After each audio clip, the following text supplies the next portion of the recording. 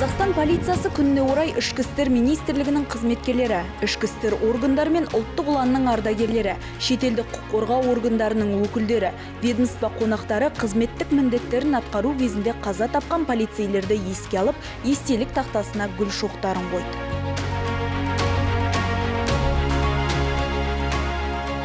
Азаматтардың қауіпсіздігі мен қоғам тыныштығының күзетінде тұрған сақшылар кәсіби мерекеге орай марапатқа ие болды.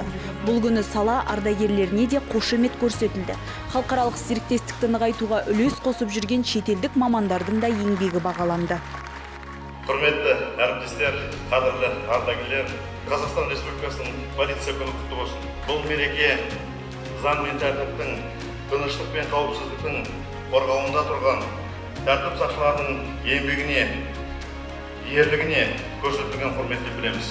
Офицерлерді халық қаһарманы Қайырбек Сүлейменов те құттықтады. Ғұмырын ішкі істер органдарына арнаған ардагердің біліктілігі мен тәжірибесі погонды азаматтарға өнеге.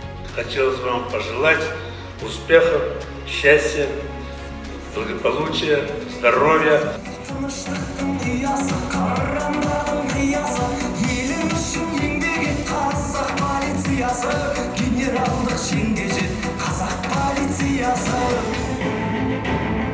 Салтанатты шара мерекелік концертке ұласты. Қазақ эстрадасының жұлдыздары айбынды азаматтарға рухты ән арнап көтеріңкі көңіл күй сыйлады.